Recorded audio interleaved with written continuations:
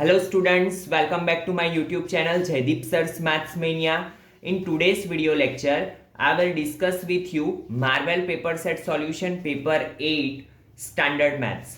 तो चलिए स्टार्ट करते हैं सेक्शन ए. फर्स्ट क्वेश्चन है true false. A quadratic polynomial has no real roots exist then its graph intersect x axis. तो given statement is false, क्योंकि आपको पता है कि अगर कोई भी ग्राफ एक्स एक्सिस को इंटरसेक्ट करता है तो जितने पॉइंट्स पे इंटरसेक्ट करता है उतने जीरोस उसके होते हैं. जैसे कि ये ग्राफ मैंने ड्रॉ किया 1, 2 एंड 3 पॉइंट पे इंटरसेक्ट किया तो एक्स की कितनी वैल्यू मिली हमें 3 वैल्यूज, और वो क्या होते हैं जीरोस ऑफ पोलिनोमियल. ठीक है, तो given statement is false. Now second, Euclid gave an explicit formula to solve quadratic equation. तो given statement is false. Euclid ने नहीं दिया था, किसने दिया था? श्रीधर आचार्य ने. Now question number 3, for an arithmetic progression a30 minus a25 is equal to 25 then d is equal to 5. तो आपको पता है कि जब भी दो टर्म्स के बीच का डिफरेंस दिया हो तो इसके लिए हमारे पास डिफरेंस फाइंड करने का इक्वेशन है d is equal to am minus an upon m minus n, where am is mth term, an is nth term and m minus n जो नंबर ऑफ टर्म्स है वो होता है. ठीक है, तो यहाँ पे देखिए क्या दिया हुआ है हमें a30 minus a25 where m है 30 एंड n है 25. तो a30 माइनस a25 की value already we have given 25. 30 minus 25 is 5. 5 5 are 25, so difference is 5. So given statement is true. Now question number 4, value of cos theta increases on increase the value of theta. तो आपको पता है कि cos theta में क्या होता है, जैसे जैसे थीटा की वैल्यू बढ़ती है cos 0 होता है 1 और cos 90 होता है pi by 2. cos pi by 2 होता है 0, 90 होता है क्या 0. तो जैसे जैसे वैल्यू बढ़ती है थीटा की वैसे वैसे क्या होता है, वैल्यू डिक्रीज होती जाती है. तो given statement is also false. Now question number 5, equation x square minus 7x plus 18 is equal to 0 is not a real roots. तो यहाँ पे देखिए अगर हम d is equal to b square minus 4ac से फाइंड करते हैं तो d की वैल्यू मिलती है हमें -23 आफ्टर सिंप्लीफिकेशन. और आपको पता है कि जब भी वैल्यू d की लेस देन 0 हो तो क्या होता है, no real roots, roots doesn't exist. तो given statement is true. Now question number 6, if the ratio of the perimeter of two identical triangles, two identical triangles का मीनिंग होता है सिमिलर ट्राइंगल्स. ठीक है, इस 3:5, पेरीमीटर का रेशियो है 3:5, then ratio of their areas is 3:5. Perimeter और area कभी भी यहाँ पे सिमिलर ट्राइंगल में इक्वल नहीं होंगे. क्यों? क्योंकि देखिए यहाँ पे इनके बीच का रिलेशन क्या दिया हुआ है स्टूडेंट्स.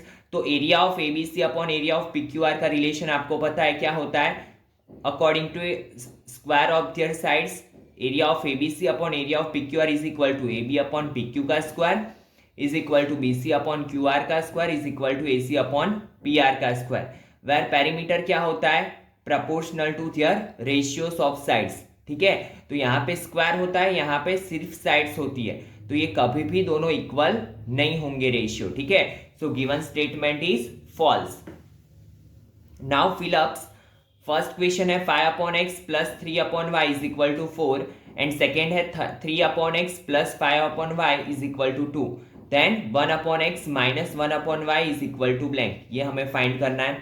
तो आपको पता है कि जब भी ऐसे एडिशन या सब्ट्रैक्शन में दोनों वेरिएबल का पूछा हो तो हम क्या करेंगे, यहाँ पे चेक करेंगे. अगर माइनस दिया है, माइनस में क्या चाहिए हमें, माइनस कब आता है, जब बिगर डिजिट का साइन माइनस हो तब. तो अगर मैं यहाँ पे ऑब्जर्व करूँ y में यहाँ पे 3 है, यहाँ पे 5, तो दोनों में से बड़ा डिजिट कौन सा है 5. तो यहाँ पे माइनस हम किसको लेंगे, इसको. तो यहाँ पे मैंने क्या किया, दोनों इक्वेशन का सब्ट्रैक्शन कर दिया. सब्ट्रैक्शन करूंगा तो 5 minus 3 2/x, 3 minus 5 2/y, 4 minus 2 is 2. Now 2 को कॉमन ले लो तो 1/x minus 1/y is equal to 2. 2 दोनों साइड से cut, so 1/x minus 1/y is equal to 1. So answer क्या आएगा, 1/x minus 1/y is equal to 1. Then question number 8, 1 0 0 1 1 1 are the vertices of blank triangle. इसमें आपके जो Marvel paper set है उसमें answer दिया आइसोस्केल्स, बट आंसर आएगा isosceles right angle triangle, because यहाँ पे आइसोस्केल्स ट्राइंगल और राइट एंगल ट्राइंगल दोनों की प्रॉपर्टीज को ये सेटिस्फाई कर रहा है। कैसे? देखो, अकॉर्डिंग टू डिस्टेंस फॉर्मूला अगर हम ए बी स्क्वायर फाइंड करें तो आंसर आएगा 2ab स्क्वायर का, बीसी स्क्वायर का आंसर आता है 1, AC स्क्वायर का आंसर आता है 1। और अगर हम first second and third result को देखें तो यहाँ पे हम क्या लिख सकते हैं, AB square is equal to BC square plus AC square, where two sides are also equal.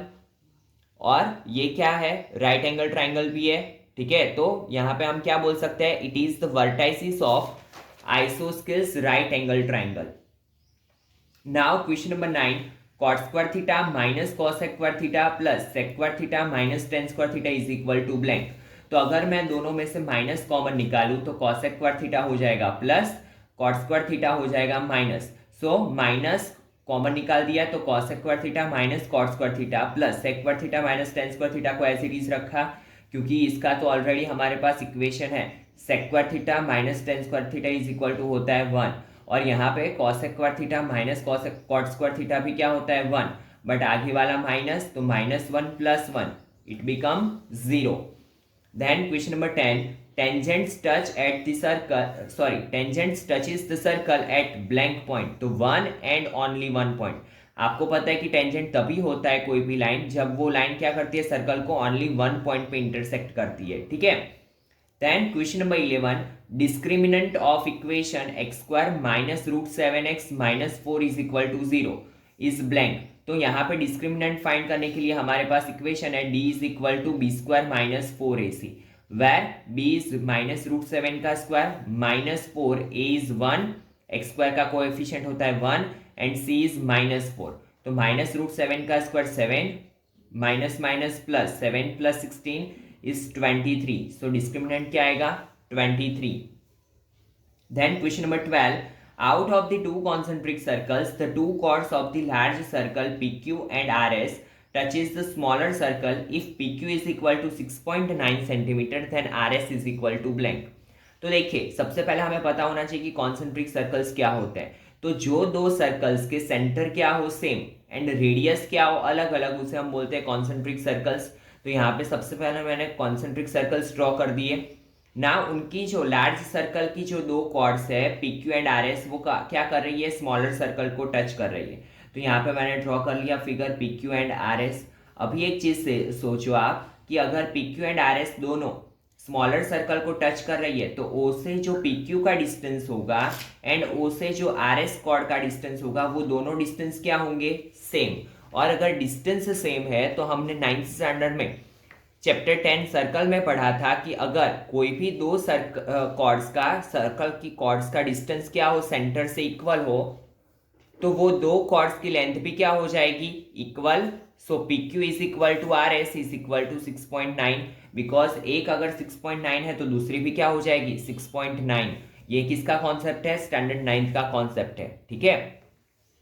Then 13 number, if pair of linear equation, यहाँ पे थोड़ी प्रिंटिंग मिस्टेक है तो चेक कर लेना, कोइंसिडेंट नहीं आएगा, consistent. If pair of linear equation consistent then lines are, अगर हमें रिजल्ट क्या मिल रहा है, consistent linear pair of equation का, तो वो लाइन्स क्या हो सकती है, आइदर इंटरसेक्टिंग और कोइंसिडेंट, ठीक है। बिकॉज अगर पैरेलल ग्राफ मिल रहा है हमें तो वो क्या हो जाएगा, inconsistent. Then question number 14, which of the following measure of central tendency depends on each of the given observation। तो क्या आएगा आंसर, मीन, ठीक है, थियरिकल ऑब्जेक्टिव है। Now question number 15, which of the following can not be the probability of an event। तो आपको जो चार ऑप्शंस दिए हैं उसमें से एक ही ऑप्शन आएगा, दैट इज -1.5, क्योंकि आपको पता है कोई भी इवेंट की प्रोबेबिलिटी नेगेटिव नहीं हो सकती है, ठीक है। तो -1.5 कभी भी प्रोबेबिलिटी आएगी नहीं। So answer is -1.5. Then in the throw of a dice, the probability of getting the number 7। तो आपको पता है कि डाइस पे कितने नंबर होते हैं स्टूडेंट्स, 1 to 6 नंबर, तो कभी भी उसमें 7 नंबर आएगा नहीं, that means it is a impossible event. और आपको पता है कि इम्पॉसिबल इवेंट की प्रोबेबिलिटी क्या होगी, 0। So answer D, 0 is the right option.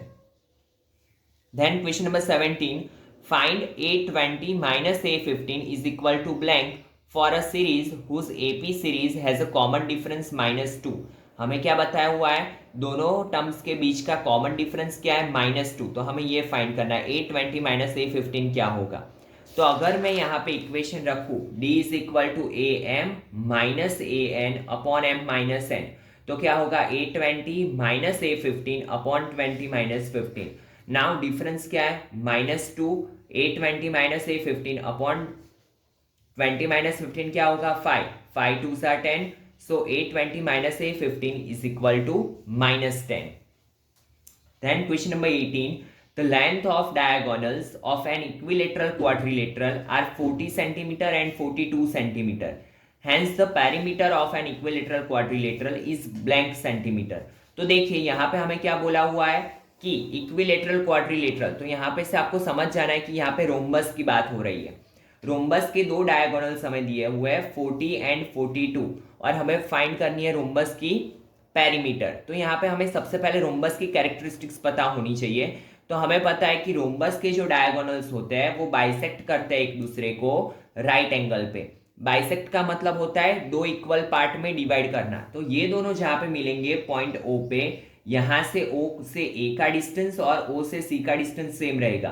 That means अगर टोटल 40 है तो O से A होगा 20, O से C होगा 20, वैसे ही O से B होगा 21, O से D होगा 21, because AO is equal to 1/2 AC। तो ये मिला 20, ये मिला 21, और यहाँ पे राइट एंगल बनता है। तो हम क्या करेंगे, OAB में पाइथागोरस अप्लाई कर दें, क्योंकि अगर हमारे पास दो साइड हो तो ये थर्ड साइड ऑब्वियसली मिल जाएगी हमें, ठीक है। बिकॉज आपको पता है कि जो राइट एंगल की ऑपोजिट साइड्स होती है वो होता है हाइपो। तो हम यहाँ पे पाइथागोरस अप्लाई करेंगे। तो पाइथागोरस कैसे अप्लाई होगा students, OA² plus OB² is equal to क्या होगा, AB²। तो AB² हमें कितना मिला, 841 आफ्टर सिंप्लीफिकेशन। और अगर हम दोनों साइड स्क्वायर रूट ले तो 841 का स्क्वायर रूट क्या होगा, 29। So AB is equal to 29। And perimeter आपको पता है कि रोम्बस की पेरीमीटर क्या होती है, 4 इंटू साइड्स, क्योंकि in rhombus all sides are equal. So 4 into 29 that is 116 centimetre. Got it student. Now question number 19, A of 6 2, B of 4 2 and C of 6 4 are the vertices of ABC. Then length of median CZ, हमें क्या find करना है, length of median. That mean C और Z के बीच का distance find करना है। अभी आपको पता है कि अगर CZ मीडियन होगा तो Z क्या होगा, mid point of AB। Got it. Now Z is a mid point of AB है, तो हम क्या करेंगे, यहाँ पे मिड पॉइंट फॉर्मूला अप्लाई करेंगे, x1 plus x2/2, y1 plus y2/2। Now mid point formula के अकॉर्डिंग क्या मिलेगा हमें, z के coordinates 5 and 2। Got it student. Mid point formula के अकॉर्डिंग हमें ये कोऑर्डिनेट्स मिल गए, क्या, 5 2। Now we have to find the distance between CZ। तो यहाँ पे हमें क्या करना पड़ेगा, डिस्टेंस फॉर्मूला अप्लाई करना पड़ेगा, x1 माइनस x2 का whole square plus y1 minus y2 का होल स्क्वायर, ठीक है। तो 6 माइनस 5 का whole square that is 1, and 4 minus 2 का whole square that is 2 square. तो 1 प्लस 4 √5 क्या आएगा, √5 unit. Got it. Now question number 20, in triangle ABC if DE parallel BC, जब भी हम देखें DE पैरेलल BC हो ट्राइंगल में, ठीक है, कोई एक साइड दूसरे के पैरेलल हो, तो थेल्स थ्योरम याद आना चाहिए। AD upon BD is equal to 3/4 and AC is equal to 15, then AE is equal to blank. तो अकॉर्डिंग टू थेल्स थ्योरम हम क्या बोल सकते हैं, AD upon AB is equal to AE upon AC, ठीक है। AD upon AB is equal to AE upon AC, where AB is equal to क्या है 7, AD इज इक्वल टू क्या है 3, AC हमें दिया हुआ है 15। तो यहाँ पे वैल्यूज रख दो, 3/7 is equal to AE we have to find, और AC की जगह पे 15। नाउ ये 15 जाएगा यहाँ पे मल्टीप्लीकेशन में, so AE is equal to 15 multiply 3 divide by 7। So AE is equal to 15 3 जा 45/7। So B is the right option. Then match the following, से स्टूडेंट आपका जो क्वेश्चन नंबर 21 एंड 22 है मैच द फॉलोइंग में, वो मुझे थोड़ा कंफ्यूजिंग लगा है, कुछ प्रिंटिंग मिस्टेक या कुछ क्वेश्चन में प्रॉब्लम है, तो वो मैंने यहाँ पे सॉल्व नहीं किया हुआ है। नाउ क्वेश्चन नंबर 23 एंड 24 में भी आपकी जो मार्वल में आंसर दिया है वो रॉन्ग है। कैसे, यहाँ पे ध्यान दो। चलो, a number chosen at random from 1 to 100, हमें 1 to 100 नंबर्स लेने हैं और यहाँ पे प्रोबेबिलिटी ऑफ एन इवेंट पूछिए। तो पहला हमें पूछा है प्राइम डिजिट नंबर। तो आपको अगर पता ना हो तो ये चीज याद रखना कि 1 to 100 में कितने प्राइम नंबर्स होते हैं, 25 प्राइम नंबर्स। ठीक है, अगर काउंट करने हैं तो करके देख लेना। और सबसे पहले प्राइम नंबर क्या होता है, जो भी नंबर का फैक्टर 1 एंड ओनली 1 वो नंबर ही हो तो उसे क्या बोलते हैं हम, प्राइम नंबर। लाइक 2, 3, 5 ये नंबर्स जो है वो कोई भी टेबल में नहीं आते, तो ये नंबर्स को हम क्या बोलते हैं, प्राइम नंबर। तो ऐसे 1 to 100 के बीच में कितने होते हैं, 25 नंबर्स। सो हम यहाँ पे कैसे करेंगे, फेवरेबल आउटकम होंगे 25, टोटल नंबर ऑफ आउटकम्स होंगे 100, तो इसका आंसर क्या मिलेगा, 0.25। So C is the right option. Then divisible by 10, 1 to 100 में 10 से डिविजिबल नंबर कौन से होते हैं, 10, 20, 30, 40, 50, 60, 70, 80, 90 एंड 100। सो टोटल कितने नंबर हुए, 10 नंबर्स, तो 10 अपॉन 100 क्या आएगा, 0.10। तो यहाँ पे क्या आएगा, D is the right option. ठीक है, तो इसी के साथ स्टूडेंट आपका मार्वल पेपर सेट पेपर 8 का सॉल्यूशन कंप्लीट हुआ। In next lecture we will discuss paper 9 of Marvel paper solutions. Thank you students.